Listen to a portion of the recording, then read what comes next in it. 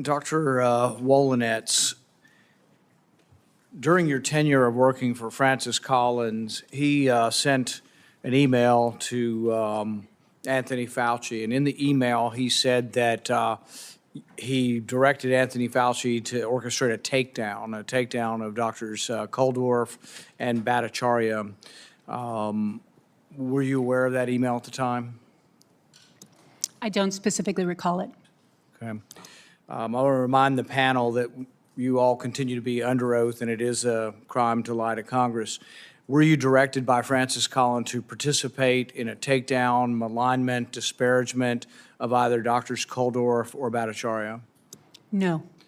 Did you plant any articles or discuss with anyone in the media articles that disparaged Dr. Kuldorf or Bhattacharya or their positions? No.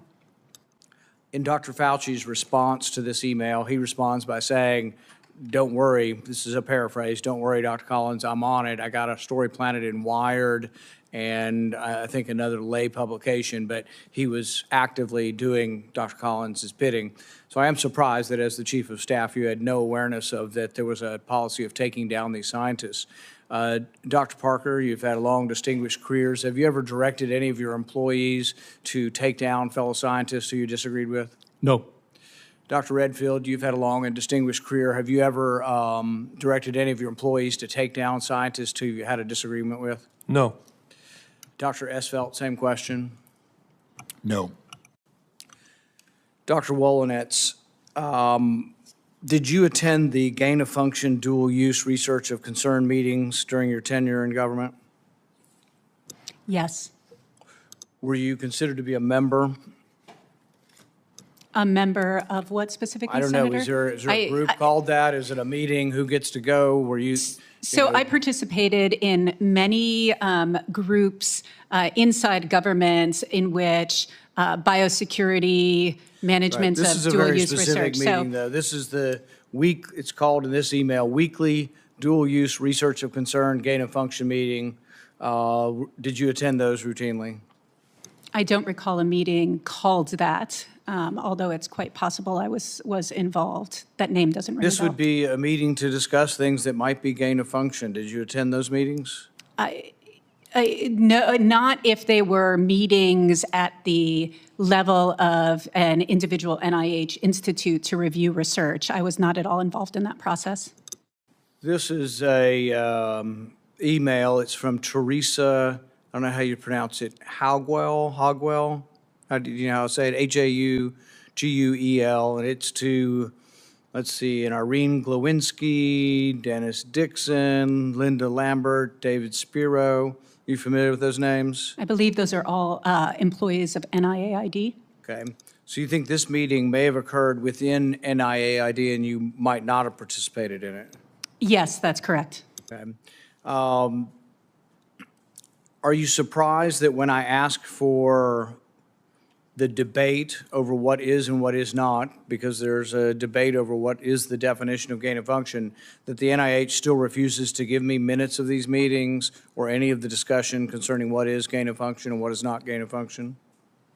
I can't speak to NIH's decision. Do you think that's an appropriate policy for the NIH to refuse to give members of Congress the debate over whether something is or is not gain of function? My general philosophy at NIH was to always be as cooperative with members of Congress as humanly possible.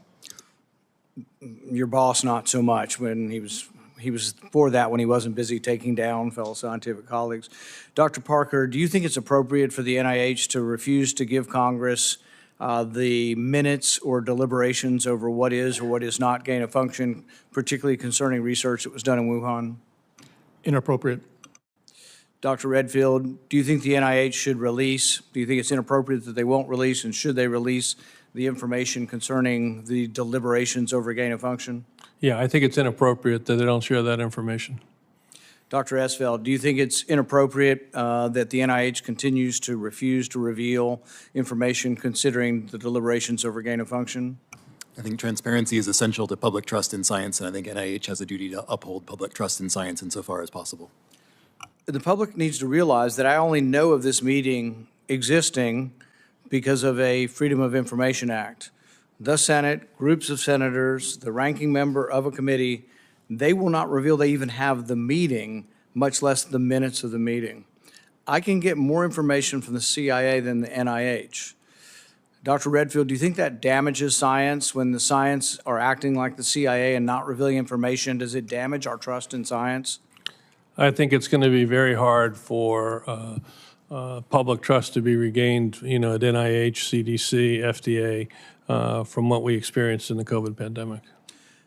Dr. Redfield, do you think, we talked a little bit about this before, but taking the backbone of a SARS virus and adding various S proteins from other unknown viruses to see what you get, running through that through serial passage, should that have gone before some sort of gain of function review, even if it, to figure out whether it meets a definition of dangerous research? Yes. One of Anthony Fauci's responses has been, well, they're two animal viruses and we don't know that they will infect humans. But by the time you combine them, the test they do is they actually test them to see if they infect human cells after they're done manipulating them. So their goal really is to see, hey guys, do you think we can make it more infectious? And yet they say, and they hide behind definitions of, well, we didn't know in advance. And this becomes the problem. And look, I come from a scientific background. I'm aware of CRISPR technology, not enough to do it, but aware of the great benefits of science. I'm aware of creating bacteria that make insulin. Not against any of those kind of things. But I do want scientists like yourselves to be on some sort of committee to overlook this. But I get the feeling that over and over again, this has been hidden and been in-house. There was actually, and I'm trying to remember if it's the same board that you led, Dr. Parker, but it's the NAA, remind me the acronym for your board? NSABB. And you're still ahead of it. I'm still a member of the committee, but any of my comments today are not reflective. They're on Okay. my. And I won't put you on the spot on this, but there's a story from like 4, 8, 10 years ago of like a whole bunch of people being fired by Dr. Fauci because they disagreed with his opinion on gain of function. And so it's just another indication that we can't have this all within house and it's like, oh, no big deal. There really has to be some independent people outside of government to look at that. And that's what I emphasize over and over is that we have to get to some sort of independent board here. Dr. Wolinich, you were a member of the PC 3O committee, correct? That's correct. Who were the other members? I don't recall all of them off the top of my head. There were about a dozen. I know there were representatives from ASPR, from the communications, Bill Hall at HHS. It's been a while. Are you aware that they were also refusing to give us the names? I think the names have been published by the COVID committee. But they've been refusing to give the names of the people on the COVID committee. I mean, on the. As a member of the committee, previous member of the committee, I have no objection to the names being released. But you can see the problem. So you set up an oversight committee, but the oversight committee never saw the Wuhan research. Should the Wuhan research, taking a SARS backbone and putting a new S protein on it and running through human cells to see if it infects, and then it turns out it did, and then we say, oh, it's only 1,000 times more, and we'll give you more leeway to do it, et cetera, all the stuff that happened with EcoHealth. In retrospect, should that have gone before the P3CO committee? So, Senator Paul, I think one of the things I've learned in engaging this, particularly as a non-virologist myself, although I'm a scientist, I don't know that much about virology, is that it's really important to have expertise to be able to evaluate that benefit and risk and talk about whether or not it meets the scopes of these policies. However, I do agree that, and I'm glad we're discussing whether or not there is an opportunity to do this better, to introduce independence earlier in the process. That's a general answer, and that's fine. But very specifically, should the research putting a new S protein, a random S protein from a random unknown virus on a SARS backbone, creating an infectious chimera, and then deciding or looking to see if it infects human cells more, should that have gone before the P3CO committee, yes or no? I do not know enough about the research to be able to make that. That was why I was not part of the process that referred That's it. really disappointing, and I mean, would exclude me from considering you for any board, frankly, if you can't admit, I mean, because you're still in your mind thinking, oh, I don't want to criticize Francis Collins, or I don't want to criticize Anthony Fauci, because this is your group, you know. But in retrospect, 15 million people died. The Department of Energy have concluded it came from the lab. So has the FBI. So did the CIA until higher-ups at the CIA told them to change their opinion. But the group of scientists at the CIA, according to a whistleblower, voted 6-1. look at what we're faced with. And people wonder about vaccine hesitancy or hesitancy of science. If you look at the information, for example, one of the strongest circumstantial evidence that they may have done this in the lab and that the furin cleavage site may have been added is the fact that in 2018, Dr. Shi and Dr. Barrick presented something called the diffuse proposal. Are you aware of the diffuse proposal? I've read about it in the news, but I was not aware about it contemporaneously. Contemporaneously, you weren't aware of it? No, I'd never heard of it. And here's the thing. Do you know how I'm aware of it? The NIH didn't tell me. The HHS didn't tell me. No one in government told me. A colonel in the Marines who worked for DARPA told me, under the protection of the whistleblower statute. In our government, we're concerned the Chinese lied to us and that they are distrustful, which is probably true. But in our government, you may not have liked the tone of the other senators, but this is what we're faced with. The diffuse proposal was never told to us. In the diffuse proposal, it was a proposal to take a coronavirus, put a furin cleavage site in it, and test it to see if it was more infectious in humans. What did COVID-19 turn out to be? A very unusual, if not the first sarbecovirus in a family of viruses to have a furin cleavage site. It's why alarm bells went off in all of Anthony Fauci's cronies that were all saying it came from the lab, it looks like it was engineered, until they were convinced somehow within days to write the proximal origin paper saying it wasn't and calling everybody crazy and a conspiracy theorist and calling Facebook and everybody else and saying, take down, don't give any credence to these people. So you see what has happened to science. Francis Collins, your boss, at one point says, it's about, damage to science. If anybody mentions that this might have come from a lab, it will damage science. Other people were saying it will damage our relations with China. So the truth wasn't so important. It was the business of science, the billions of dollars changing hand. And you and your boss, this whole cabal has created such damage to science in this, and it continues to this day. They will not give me the deliberations. We're not talking about secrets. We're not talking about informants. We're not talking about spies. I'm talking about scientists in my own government.